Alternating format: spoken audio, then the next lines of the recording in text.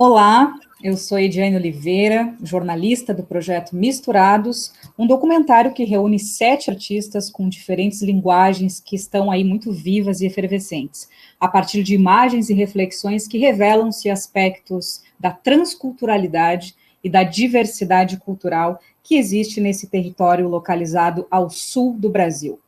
Desde os povos guaranis e caingangues aos afros, e também da milonga, os ritmos do candombe, das poéticas urbanas ao cotidiano dos povos originários. Esses 7 artistas vêm da música, do cinema, da literatura e das artes visuais. E são eles: Bebeto Alves, Cristal Rocha, Johnny Chadalu, Léo Sousa, Richard Serraria, Patrícia Ferreira e Vangri Caingangue. E hoje, para começar essa série de conversas que nós teremos num tom bem informal e fluido e também bem misturado, eu vou conversar com um músico, compositor, fotógrafo e artista visual, o indefinível Bebeto Alves.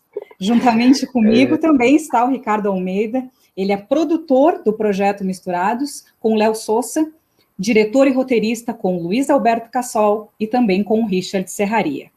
Então, para começar, para a gente estar nesse tom dos misturados, vamos assistir o clipe, a vinheta oficial do projeto, que já está nas nossas plataformas virtuais. Misturados. Misturados.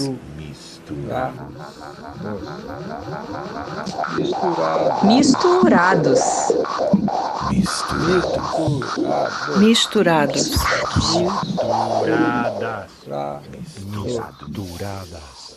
Misturados.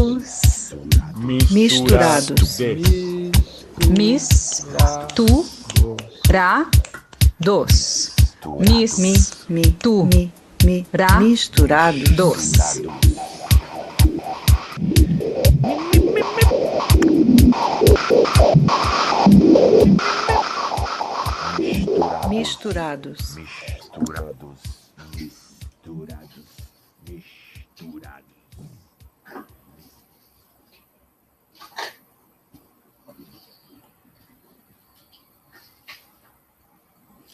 Tá aí, então, a vinheta, o clipe de abertura do projeto Misturados, documentário. Eu queria, então, já começar com Bebeto Alves. Bebeto, eu comecei na abertura falando que tu és indefinível, eu acho que isso tem muita ligação, né, com as misturas que compõem o teu trabalho. Eu queria que tu te apresentasse para a gente, contasse um pouco de como tu gostaria de falar sobre ti. Bom, é difícil, né, a gente falar sobre a gente mesmo. Mas eu acho que é legal a ideia do Misturados, por exemplo, porque se existe uma possibilidade de definir um misturado, seria eu, né? Assim, porque desde que eu me conheço por gente, eu sempre fundi coisas, né? Eu sou um artista que faz fusões pela vida, né? Eu acho que em todos os sentidos, não só no aspecto artístico, mas também no aspecto pessoal meu, né, humano, né, na busca do conhecimento, do entendimento das questões todas que nos envolvem, né, questões filosóficas, questões existenciais, questões políticas, sociais, e eu procuro me certificar de todas essas coisas, e procuro me embasar de conhecimento, né, para entender o que significa tudo isso e entender onde que eu posso me colocar nesse mundo de Deus, né? E o que eu entendi até hoje de mim é que eu sempre me senti uma pessoa provisória. Eu não tenho localidade, não me sinto local de lugar nenhum, e entendo que eu sou provisório. Eu não sou uma pessoa que se determina num espaço, no tempo, né, com uma característica, né, que se identifica muito claramente com algum lugar, com alguma coisa, né? Então, além do sentido de provisoriedade, né, tem essa questão realmente de não local, né, também, né? Eu acho que são duas coisas que, de uma certa maneira, se dialogam, né, dialogam entre si. Eu sou um não local provisório. Essa é a minha definição. Talvez.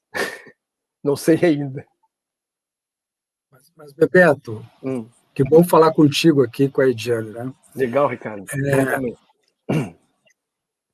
Tens várias músicas que eu identifico esse não lugar, sabe? Tem várias músicas. E eu adoro todas, né? Mas tem uma delas, que inclusive é tua e do Humberto Gessinger, e vocês dizem assim: larguei de mão qualquer atalho. Tá? Eu sempre estive aqui. É um sentimento de pertencimento a alguma coisa, né? O que é essa alguma coisa? Cada um entende de alguma forma, né? Eu acho que tu pode entender. A letra não é minha, tá? A letra dessa canção, a letra é do Humberto. Eu fiz a música, a gente fez essa música uma noite pela internet, né? A gente trocando. Mandei a música para ele. Ele estava gravando um disco novo, Insular. Eu estava também gravando um disco e fazendo mais uma canção. Eu tinha entrado num contato muito direto com o Humberto através do documentário que o René Goya sugeriu que ele estivesse. E a partir dali a gente começou uma parceria. Milonga Oriental eu considero uma música extremamente feliz, assim, porque o Humberto conseguiu identificar para mim mesmo, né, uma situação que era justamente essa questão que eu me referi há pouco, né? Afinal de contas, da onde a gente é, né? Do que a gente é. Então tu pode ver, tu pode assistir, tu pode entender essa música dentro de várias possibilidades, mas, por exemplo, aqui do Sul, né? O lance daqui do Rio Grande do Sul, né? Quando eu me dei conta que eu sou daqui, né? Eu sou daqui, eu sempre estive aqui, eu nunca saí daqui, eu nunca, né? Esse é o meu lugar, mas não é, para mim não foi isso. O meu entendimento era justamente uma coisa muito interna, né?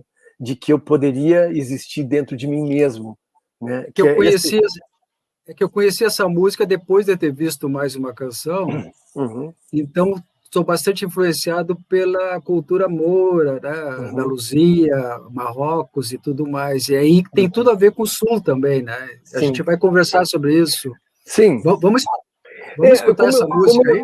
Como eu falei, os elementos, né, são muitos que tornam uma complexidade, né, visível em várias coisas que eu faço, né, e como eu transito e como eu me sinto também. Então esse pertencimento é um pertencimento ao meu próprio corpo, né, ao meu próprio andar, ao meu próprio caminhar, à minha própria alma, né. Como eu disse, pode ser aqui no Sul, ótimo, pode ser em qualquer lugar. O Nelson Pedro de Castro, quando a gente viajava aí pelo mundo afora, ele falava assim: eu não entendo, Bebeto. Ele se sente bem em qualquer lugar. Vamos escutar essa música. Qualquer lugar é meu lugar. Vamos lá. Vamos escutar.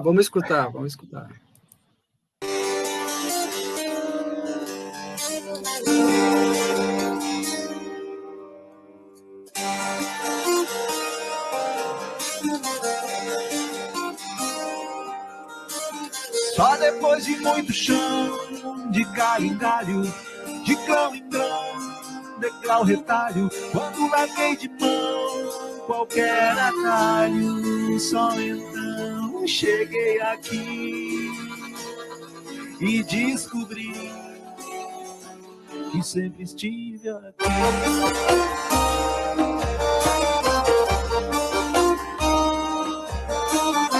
Depois de muito mais que o necessário, o silêncio faz o necessário. Depois de muito som de luz e sombra, só então eu descobri que sempre estive aqui, que sempre estive aqui.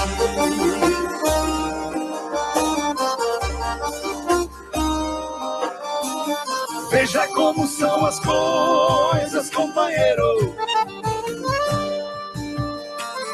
Hoje canta essa milonga oriental. Veja como são as coisas, companheiro. na esquina onde os ventos mudam a direção.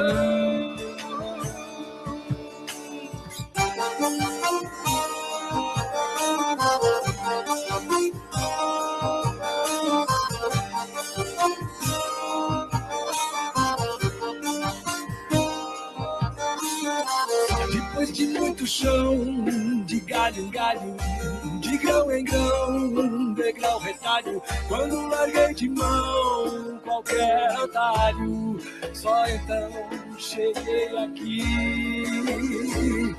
e descobri que sempre estive aqui. Só depois de muito mais que o necessário, o silêncio faz o necessário. Depois de muito som, de luz e sombra, só então eu descobri que sempre estive aqui.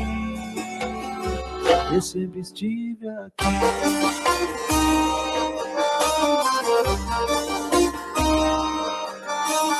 Veja como são as coisas, companheiro. Hoje canta essa milonga oriental. Veja como são as coisas, companheiro. Na esquina onde os ventos mudam a direção.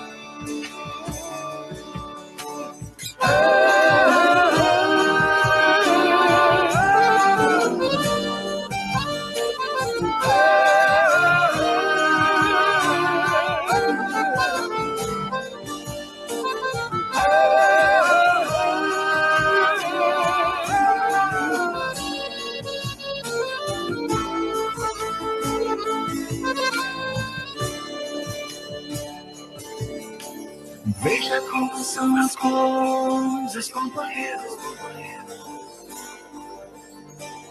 Hoje canta essa milonga oriental. Veja como são as coisas, companheiro. Na esquina onde os ventos mudam a direção.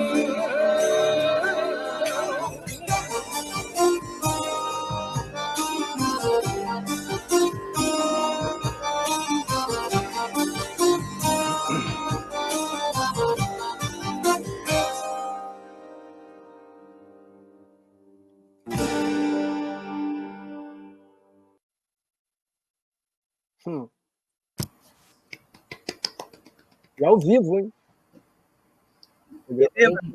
Que linda canção, meu Deus. Eu considero ela uma das mais bonitas canções que eu já compus na minha vida. Eu acho que essa parceria com o Humberto foi muito, muito importante. Quando eu recebi a letra dele, eu não acreditei, entendeu? Não acreditei, eu digo, cara, eu não acredito no que eu estou vendo, né? Eu fiquei emocionado, cara, de madrugada, eram 3 horas da manhã. Cara, eu fiquei, digo, meu Deus do céu, o que esse cara me disse, bicho, sabe? E foi uma coisa sobre... assim. Pode seguir, Beto. Não, é isso. Não, porque isso me remeteu, né, tanto o nome da canção, Milonga Oriental, né, e a própria letra, e aí eu queria voltar um pouquinho ao tempo que a gente estava conversando antes de entrar na entrevista, que é sobre o filme Mais Uma Canção, né, essa experiência das descobertas a partir da viagem pela Península Ibérica, pelo norte da África. Fala um pouquinho para a gente do que essa experiência te trouxe, que foi realmente um dos grandes marcos também, né, da tua trajetória, o Mais Uma Canção. Sim. Eu acho que o René Goya é um grande sacador, né? Ele entendeu isso na minha música, ele sempre via, quando eu ia me referir à música regional, quando ia cantar uma milonga, ia cantar alguma coisa, saía essa coisa melismática, né, no canto. Aqui é...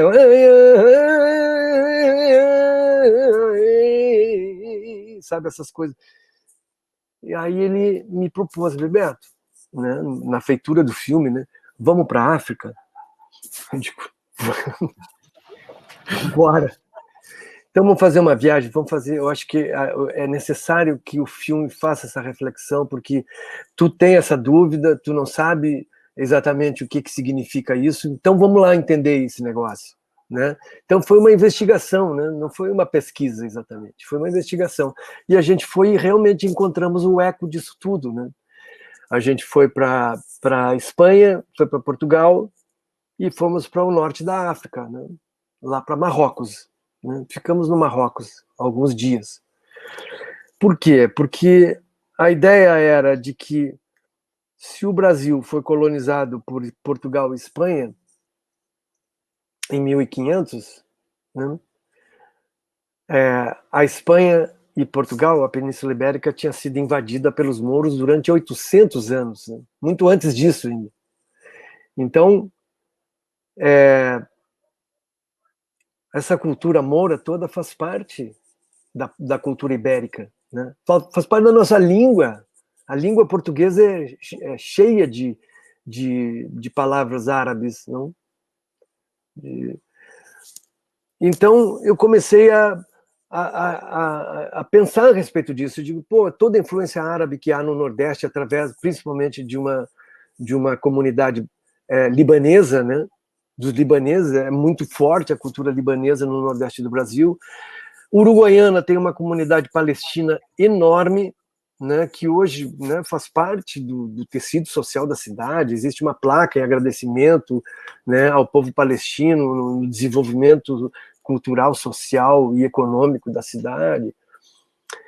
Eu digo, porra, eu não estou longe, eu não estou louco, eu não estou longe de uma verdade, de uma coisa que é séria, que é... E aí, né, a gente faz essa investigação, vai para o norte da Espanha, né, para o sul da Espanha, vai para Andaluzia, e aí a gente vê realmente ali é onde a influência árabe é bem mais forte, a influência moura, né, é toda... Nós aqui no sul, a gente tem essa influência da cultura espanhola muito grande também, né, não só portuguesa, né, como no resto do Brasil. Tanto que a arquitetura, por exemplo, na fronteira, ela é um colonial espanhol, ela não tem colonial português. É muito raro tu encontrar um colonial português na fronteira do Rio Grande do Sul. Então, tem ruas de Uruguaiana, que provavelmente em São Borja e outras cidades também deve ter, parece que tu está em Buenos Aires, entendeu? As casas com aquelas portas imensas, livramento é assim também. Pátios internos. Pátios internos, né? Que é uma coisa árabe, né? Que é uma coisa moura, né? Algumas têm até chafariz, né? Algumas casas com pátio interno. Então, as varandas, o avarandado interno dentro da casa, que liga as peças e tal. Então, todas essas coisas me fizeram eu pensar a respeito disso. Mas isso é muito depois de todo um descobrimento de que a gente tinha uma raiz, vamos dizer assim, originária, né, que poderia ser uma coisa importante para a gente desenvolver uma expressão da cultura, né? Então, quando se descobriu a aculturação da milonga como um ritmo brasileiro, né? Quando a gente aventou essa possibilidade de que a milonga se tornaria um ritmo brasileiro, né? Um gênero da música brasileira também, né? Como parte.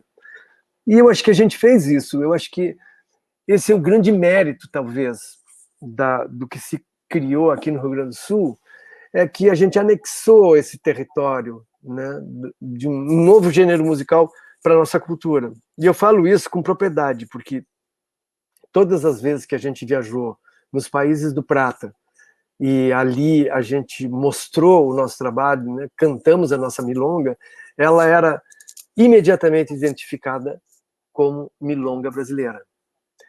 E imediatamente identificada com o mar. Que coisa incrível, né? Eles falavam que a milonga brasileira tem uma coisa litorânea, né? Por mais que a gente estivesse no Pampa, né? Beto, eu estava em Granada também, perguntei para o cara que horas era o flamenco e coisa assim, pensando só no flamenco, né? Uhum. Aí eu digo, eu vou te mostrar uma música da nossa região, e mostrei a milonga para ele. Ele diz, não, a milonga é nossa. Aí eu digo, peraí, me explica melhor isso. É porque é um gênero musical de ida e vinda, né, como eles chamam, né? No filme Mais Uma Canção, fala disso, troca bem, mostra bem essa questão, né? Tem um músico que é professor na Universidade de Sevilha, que ele fala a respeito da cultura miscigenada, né, dessa cultura misturada que existe na própria Sevilha mesmo. Ele fala, o que seria da gente... Aqui a gente arquiteta em cima da coisa grega, dos romanos, dos ciganos, dos povos árabes, a gente compartilha isso tudo faz parte do nosso mundo. E o mais engraçado é que, naquele período que a gente estava lá, tinha uma campanha pública, né, pelo tombamento do flamenco como um patrimônio imaterial da humanidade, né? E a justificativa era justamente essa, né? Que ela era um produto híbrido, que ela era uma mistura de coisas, né? Que o flamenco era uma mistura, ele não era uma coisa pura, ele tinha toda uma verve muçulmana, né? O cigano e o espanhol, e mais outras tantas coisas que compõem esses outros povos, né? Então, não existe coisa pura nesse mundo de Deus, meu Deus. Somos todos misturados. Então, eu acho... Agora, isso como uma constatação, né? Não como uma ideia de estruturar uma posição, né? Ou de fixação. Eu não consigo me fixar, entendeu? Como eu falei antes, eu não consigo me fixar. Eu entendi isso, curto isso, me identifico com isso, mas eu não me fixo nisso, né? Não fixo nisso. Eu vou adiante. Como diz o meu amigo Ricardo Almeida, adelante. Agora, Bebeto, é interessante a gente já chegar no Misturados, né?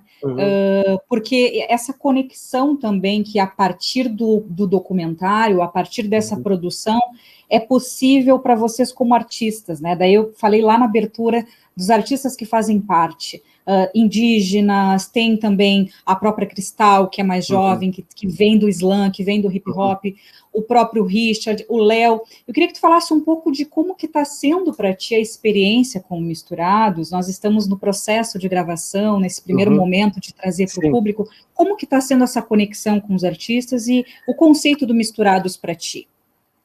O que eu acho é o seguinte, eu acho que é por demais importante e conveniente nesse momento se tocar nesse assunto, porque isso nunca foi tocado, né? Assim, dessa maneira, como vocês estão propondo.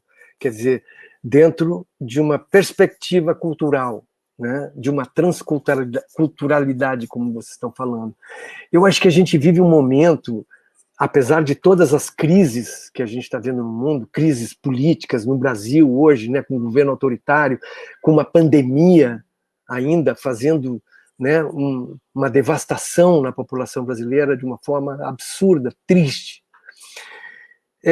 Eu acho que identificar essas coisas em nós como artistas que sempre carregamos isso e fazer com que isso venha à tona, com que isso seja mostrado, com que isso seja valorizado, é por demais importante, é um resgate, além de um resgate, uma ponte para um futuro, né? A gente está vivendo... Hein? Ponte para o futuro é meio perigoso. Não, uma ponte. Uma ponte. Ah, uma ponte. Ah, uma ponte, de apontar. Não entendi. Uma ponte. Uma ponte para o futuro. Eu acho que eu fico pensando na questão da cultura originária, da cultura indígena, da cultura negra, sabe? Por exemplo, né? Eu vejo assim que hoje existe todo um cerceamento, né, vamos dizer assim, para outras pessoas falarem a respeito disso, com a história do lugar de fala, né? Então, parece que a princípio eu não posso falar nada sobre a negritude no Brasil, né? Porque não é meu lugar de fala. Então, quem pode falar sobre isso seriam os negros, né? Da mesma forma como os indígenas, né? Os povos originários. Eu não posso falar sobre isso. Quer dizer, grosso modo, né? Eu acho que a gente é tão misturado, mas tão misturado, que a gente faz parte de tudo isso. Obviamente que eu não quero me apropriar, por exemplo, como misturado, de uma linguagem que não é minha, que não me pertence, sabe? Mas agora eu quero apontar, mostrar também coisas com as quais eu me identifico. Como que a gente não vai se identificar com a questão dos povos originários? Como que a gente não vai se identificar com a questão indígena? Outro dia, falando com o Arlindo, ele me mandou todo o material para eu ouvir. Cara, sabe, eu vi a música, pô, é uma música que bate no coração da gente, que é o ritmo que a gente tem, sabe? Ou a questão toda da negritude, da música. Toda a música veio da África. Não existe música, quer dizer, existe a música erudita, parece que não veio da África, mas o resto da música veio toda da África. Então, a milonga é uma palavra africana, é uma música que veio da África. A milonga veio de um dialeto banto-congolês, veio do milongo, que significa feitiço. Tem uma música, tango é uma palavra africana. Açúcar. Então, a gente está... Açúcar é árabe, açúcar é árabe. Açúcar é árabe. Almôndega também. Tô sacaneando. Muita coisa lá. Então, a gente é completamente misturado, sabe? Então, guardando todas as proporções, as partes, sabe? Eu vejo um grupo super diverso, plural, mas também homogêneo, sabe? Porque a gente compõe um mesmo caldo cultural, né? Cada um com a sua particularidade, com sua singularidade, né? Com a sua subjetividade, o que é mais importante. Beto, tu tá falando de uma questão que às vezes soa assim como não é nada contemporâneo, e né? Porque, por exemplo, tu é um artista contemporâneo, a tua milonga não é tradicional, a tua milonga tem umas batidas diferentes, assim como tu escuta hoje, por exemplo, tu pega um Richard Bona na África, em Camarões, ele faz um jazz no baixo, entende? Ele traz para as nossas tecnologias a tradição, de certa forma, né? Mas sem ficar lá no passado, introduzindo novos elementos. Eu queria que tu falasse um pouquinho, para a gente não contar o filme todo, né? Para a gente só dar uns lances para o pessoal ficar com vontade. Qual é a tua relação com rock and roll, com Roger Waters? Tu falaste recentemente da questão do mundo que nós estamos vivendo, não é? A importância de ter artistas como o Roger Waters, o Bebeto Alves, o Vitor Ramil e outros falando para as pessoas. A música tem um papel fundamental, não aquela só panfletária, eu digo como mudança de comportamento mesmo, como visão de mundo, né? Como é que tu vê isso aí no contemporâneo?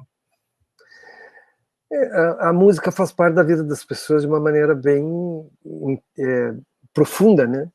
Porque ela é uma trilha sonora da vida das pessoas, né? Dos momentos mais importantes que as pessoas passam, alguma coisa está sendo executada, alguma música está sendo tocada.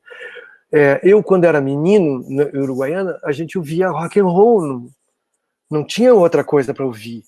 A gente ouvia muita rádio, que era música comercial, rádio, Jovem Guarda, Roberto Carlos, que também vinha do rock and roll, de uma certa maneira, né? Aí tinha um menino lá uruguaiano, o Manuel Prudêncio, amigo, que ele, não sei como ele conseguia discos importados, né? Tem bandas inglesas que eu jamais tinha ouvido falar. Tinha ali todo aquele universo, né, que a gente curtia, ouvia, além do rock argentino, que surgiu naquele período. Grupos argentinos que iam tocar em Uruguaiana, né? Como Los Gatos. Uma vez assisti o show do Los Gatos, que depois de muito tempo fui saber que era a maior banda de rock argentina, mais substanciosa, a primeira banda de rock argentina a fazer um grande sucesso com a música La Balsa, que depois eu passei a tocar, quando eu ia para a Argentina, eu tocava La Balsa, as pessoas gostavam muito, né? O Lito Nebbia, né? Toda a história do tanguito, depois uma vez com o Raul, parando na casa do Leon Gieco, o Leon contou toda a história do tango e do tanguito, né? do personagem tanguito, e da relação dele com o Lito Nebbia, da composição La Balsa. Ele me deu uma fita de presente com a história do tango, do tanguito, né?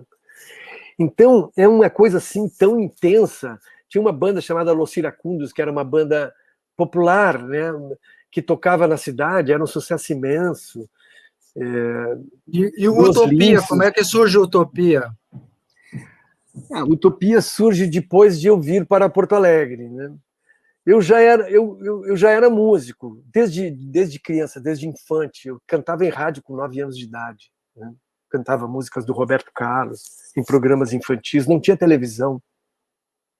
Então a rádio cumpria com uma função, né? A rádio era o aparelho doméstico do centro da sala. As pessoas se reuniam em torno do rádio para ouvir o rádio. Radionovela, noticiário, né? Rádios de outros lugares, Rádio El Mundo de Buenos Aires, Rádio Nacional do Rio de Janeiro, né? Então é por onde entrava a informação, né? E ela era tão rica porque na verdade ela como não se traduzia em imagens, a gente imaginava, né, as coisas, né? E então todo o período que eu vivi em Uruguaiana foi isso. Não existia. Quando eu saí de lá, eu tinha 14 anos de idade para 15. Não tinha o nativismo, não existia, né? Não existia essa música. Existia o que a gente chamava identificada música de grosso, que era aquela música popular, aquela trova que rádios interioranos de manhã cedo tocavam, né?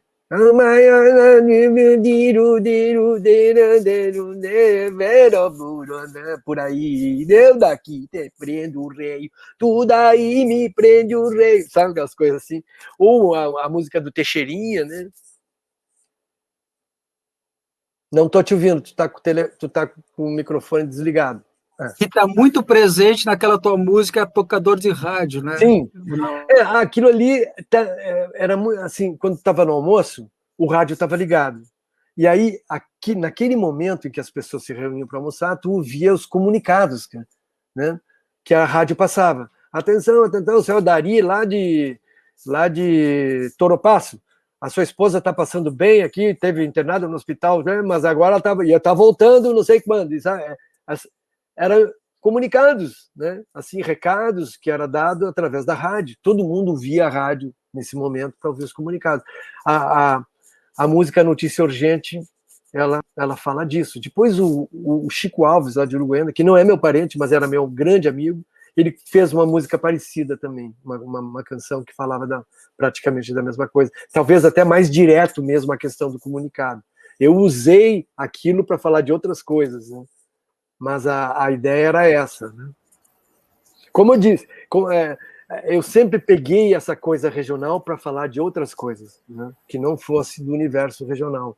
Eu nunca me fixei nisso, né? A música regional, a milonga, entrou para mim com o Carlinhos Sartilibe depois do Utopia, ou durante o período do Utopia. Porque eu não tinha ouvido ainda isso, não tinha percebido isso. Tanto que quando surgiram aqueles festivais, aquelas coisas, lá em Uruguaiana surgiu a Califórnia da Canção, eu achava aquilo meio estranho pra caramba. Eu digo, mas de onde que esses caras tiraram isso? Eu via meus amigos, tudo que tocavam rock, que faziam parte daqueles grupos de baile daquela época, tudo vestido de gaudério, de gaúcho, de uma que coisa estranha esse negócio, sabe? Viu o Passarinho, por exemplo. O Passarinho era baterista de uma banda que eu tocava, sabe? E cantava, e tocava rock, e depois virou um dos maiores intérpretes do nativismo. E eu achava aquilo muito estranho, sabe? Num primeiro momento, eu achei aquilo tudo muito falso, muito fake. Eu digo, ficava rindo daquilo, entendeu? Mas o que esses caras estão fazendo? Que não é possível uma coisa dessa. Depois, com o tempo, eu fui entendendo o que tinha acontecido, aquele fenômeno, o que significava, que era justamente o momento daquela coisa, do aculturamento de uma... Quer dizer, primeiro, a questão da música, da cultura regional, né? Da valorização da cultura local, né? Muito alinhada a uma situação... de uma aristocracia rural, de uma coisa política conservadora, né? Mas depois começou a ter novas nuances. E aí que eu entendi, por exemplo, o papel do Colmar Duarte, que foi o cara que foi o presidente da Califórnia, foi o criador Festival Califórnia, né? De que ele tinha sido realmente uma pessoa importante nisso tudo, né? Nesse processo todo. Aquilo foi um período muito doido, muito louco, as pessoas... Cara, quando eu cheguei em Porto Alegre, com o meu sotaque carregado, né, do interior, cheio de palavras em castelhano no vocabulário, as pessoas riam de mim, entendeu? Sim, sofria bullying pra caramba, né, na época. Aí depois daquele período ali do descobrimento do gauchismo, cara, todo mundo queria ter uma bombacha e tomar chimarrão na porta do prédio de Porto Alegre, entendeu? Todo mundo queria ser gaúcho, né? E eu achava, cara, se eu vestir bombacha uma ou duas vezes na minha vida, foi muito. Eu jamais ia fazer uma coisa dessa, entendeu? Porque eu comecei a entender que aquilo não fazia parte de mim, né? Aquela, né? E a música regional mesmo entrou pelo Carlinhos Sartilib, sabe? Que foi o cara que me mostrou. E eu digo, bom, se for assim, eu quero fazer isso, sabe? Porque isso, além do que cria uma identidade, além do que te dá uma garantia, um passaporte de que tu pode fazer uma coisa assim, e que isso também te dá originalidade, né? Porque era uma coisa assim, se tu faz uma coisa dessa que tem uma origem na tua cultura, tu tá fazendo uma coisa original, ninguém vai fazer igual, né? Nenhum músico brasileiro vai fazer esse tipo de coisa. Então, num determinado momento, eu me lembro que uma vez, uma discussão com o Capinã, acho que foi Capinã, cara, que era um poeta. Grande poeta. E a gente teve uma discussão, era um projeto lá que aconteceu em Pelotas. Teve até o Chico Buarque, era um projeto da cultura do tempo do Apple. Eu acho que o Raul Elvanger foi que fez, eu não me lembro o nome era um grande festival. E eu acho que lá no 7 de abril teve uma conversa com o Capinã. E o Capinã, na época, ele falava em pluralidade. Nunca vou me esquecer disso. E eu me invoquei com aquilo, com o Capinã, porque eu achava que, naquele momento, o que o Capinã estava falando de pluralidade era um problema para nós aqui no Rio Grande do Sul, porque a gente estaria abrindo para justamente entender que a gente não poderia se diferenciar do resto, entendeu? Porque a gente tinha que assimilar uma diversidade, uma pluralidade que vinha de todo o Brasil, e naquele momento a gente estava buscando era uma identidade. A gente estava buscando era um ponto importante para a gente poder fazer o contraponto, né? Então, dizer, a música da Bahia, quer dizer, a gente vai ter que fazer a música da Bahia? Não é isso, não é essa a questão. Mas a gente entendeu aquele momento que era assim. Então, não, me desculpa, mas agora não. Agora é singularidade, uma diversidade que tem que ser conversada depois, né? A gente precisa desse momento para se entender o que a gente é dentro de tudo isso. Agora, Bebeto, na tua fala, tu comentaste de Porto Alegre, né? Eu queria que tu falasse um pouco dessa tua relação. Tu vens de Uruguaiana, mas tu circulas entre Porto Alegre e São Leopoldo, ao mesmo tempo em que tu és um nômade, um ser mundano que viaja muito e que bebe de diversas influências. Fala um pouco como que é essa relação Porto Alegre-São Leopoldo. Isso se estabeleceu no início de 2008, né, na verdade. Apesar de que eu ainda mantinha minha casa no Rio de Janeiro, eu fiquei morando no Rio de Janeiro até 2012, fui diretor da Funarte, né, do Centro de Música da Funarte, na época que a Ana de Holanda era a ministra, o Vitor Ortiz era secretário executivo, e eu já vinha para cá muito, eu conheci minha mulher num show em Porto Alegre, que ela foi me ver e a gente se apaixonou, ficamos juntos e tal.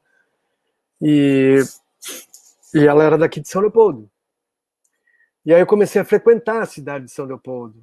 Aí eu vinha para cá, ficava um tempo, porque, né, eu era mais descompromissado, né, com o lugar, com tudo, né? Nesse momento eu não estava ainda trabalhando lá na Funarte. eu tinha acabado o meu trabalho que eu tinha desenvolvido aqui no Rio Grande do Sul, isso em 2004, o trabalho com o governo do Olívio, depois secretário de Cultura de Uruguaiana, e voltei para o Rio. E aí, nesse período, eu gravei um disco novo lá, e aí vim divulgar o disco, conheci a Simone, e desde 2008 eu comecei a circular por Porto Alegre, e Rio Grande, aliás, por São Leopoldo.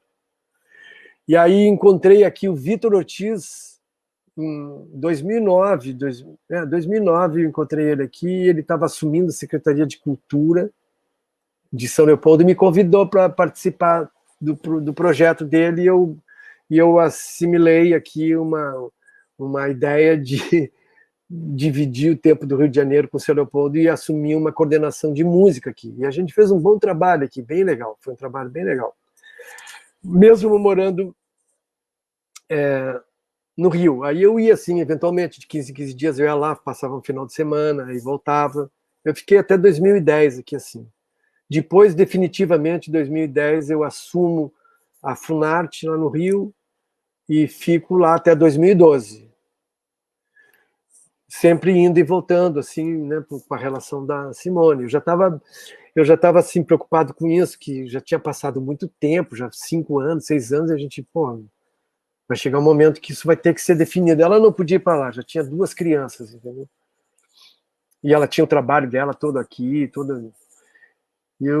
E aí aconteceu uma fatalidade, né? Porque eu tinha descoberto em 98 que eu tinha uma hepatite C e tratei, não consegui negativar.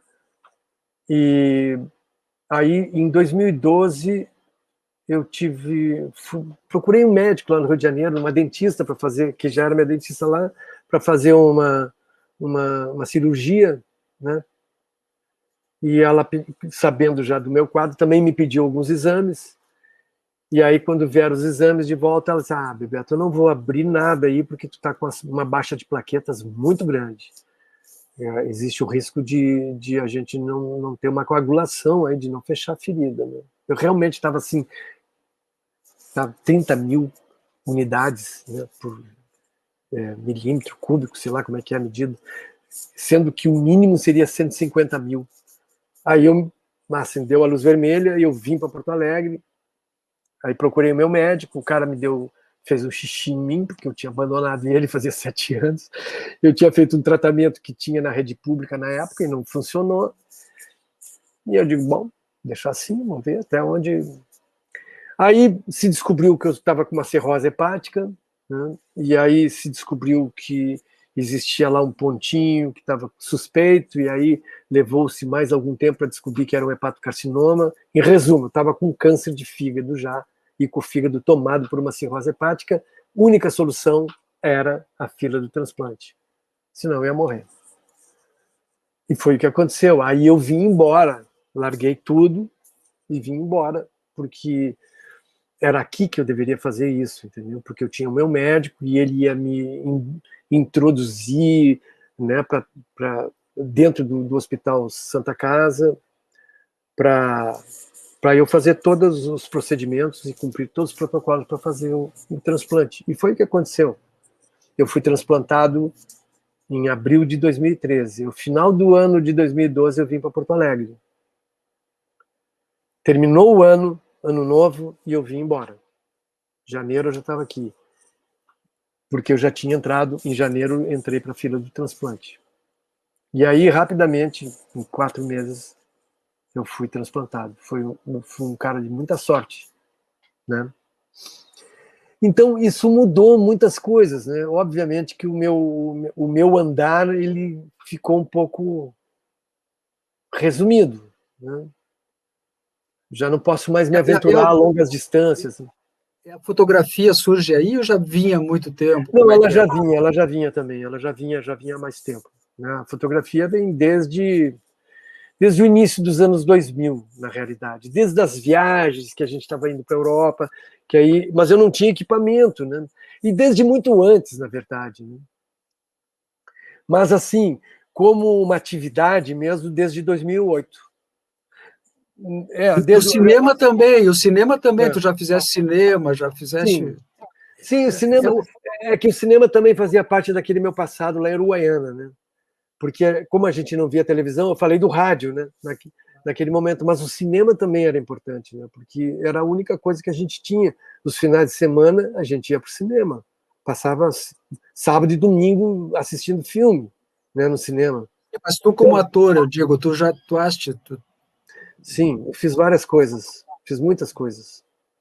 Eu trabalhei é um cara difícil de se definir.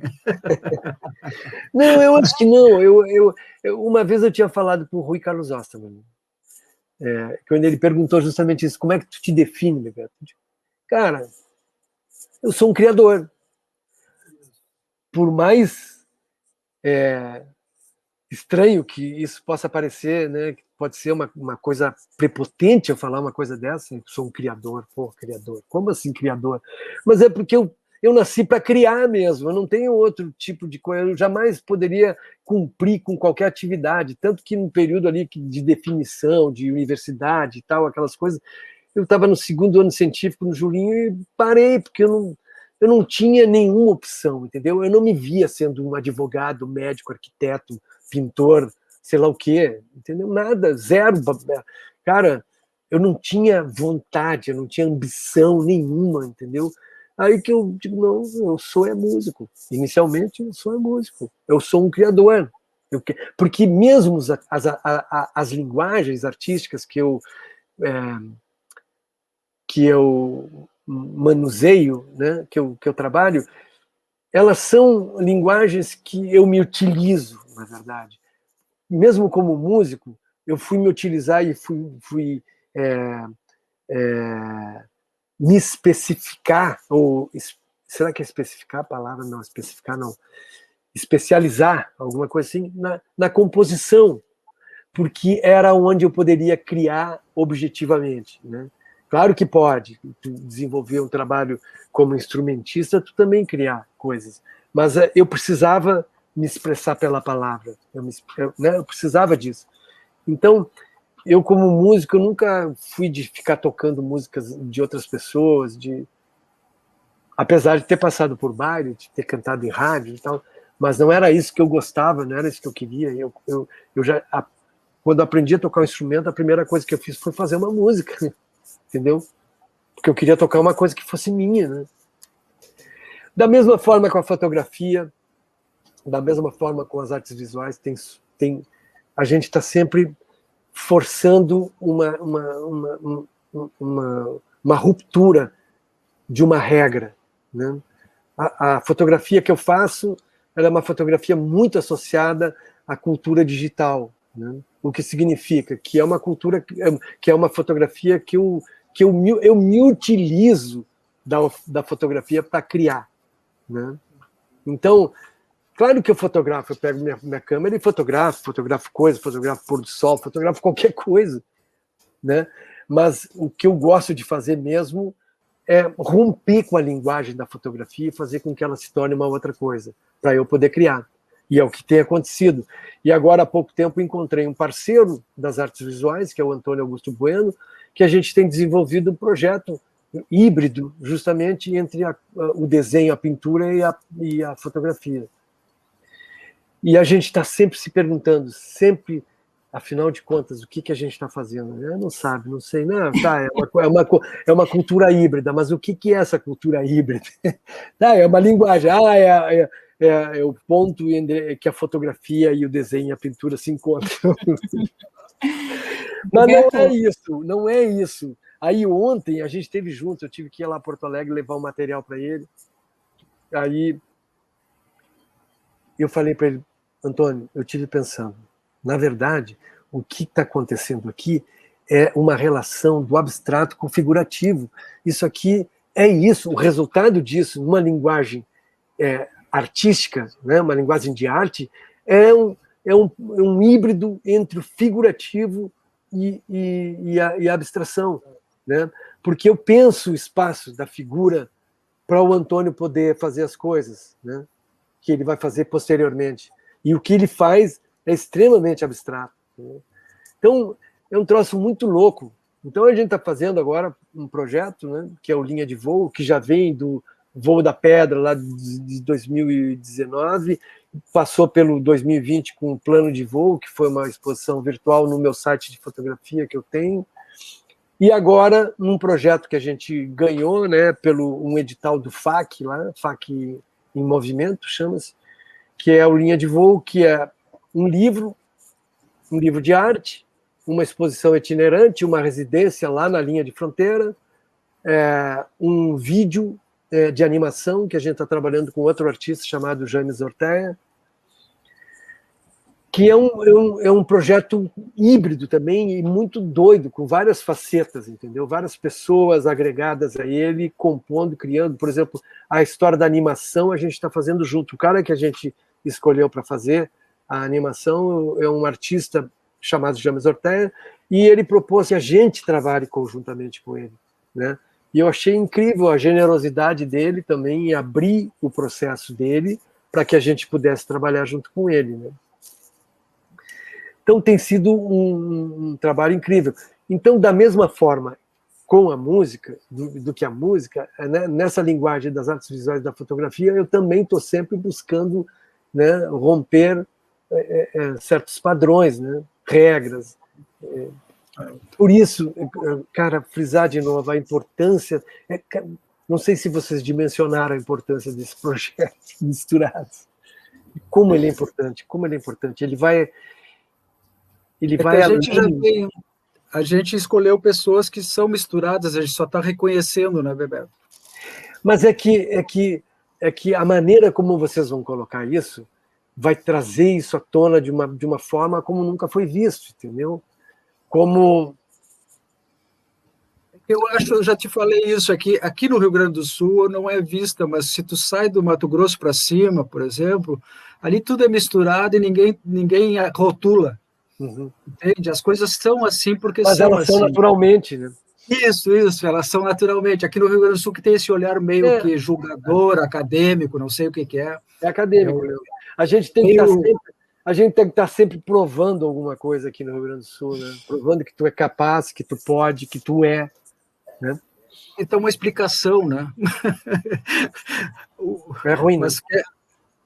Mas não sei se vamos, não sei, eu fala acho aí. Que tá muito bom, né, essa conversa, dá vontade aí da gente puxar vários parênteses e aproveitar também esse momento, né, de troca, de conhecer um pouco mais do Bebeto, que é um misturado, que está dentro do projeto, que é o nosso primeiro entrevistado dessa série que vai estar rodando nas nossas plataformas virtuais, para a gente poder conhecer um pouco mais dessa mistura e dessa efervescência que compõe o projeto como um todo, a partir desses artistas convidados. Bebeto, eu queria agradecer muito a tua participação, dizer que para a gente é um presente, né, ter a tua fala e o teu conhecimento, e sem dúvida a gente vai poder aproveitar esse teu conhecimento, essa tua trajetória, ao longo desse projeto, no bom sentido, né, aproveitar de profundidade, de realmente aprender também com esse teu trabalho. Então, queria deixar um agradecimento. No mau sentido também. No mau sentido também, por que não, né? São vários os sentidos nisso tudo. Sim. Eu também agradeço muito, eu acho que, como eu já frisei várias vezes, é um projeto extremamente importante. Para mim, pessoalmente, eu fico bastante emocionado com isso, porque acho que é uma forma de reconhecer a gente, tá? E valorizar o que a gente é. É isso.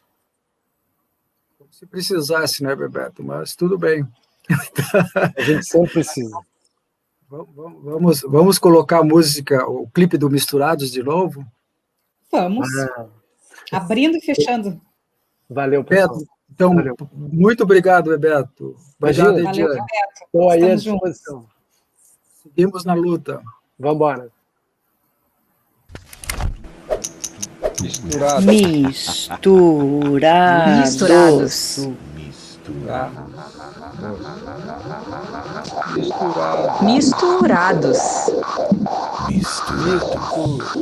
Misturados.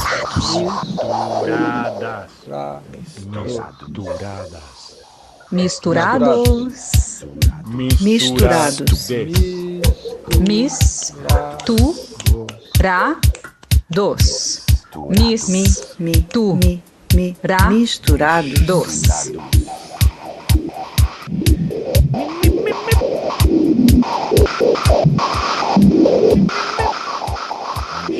Misturados.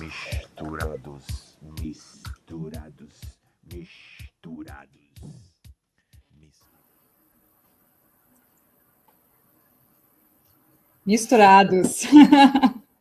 Valeu.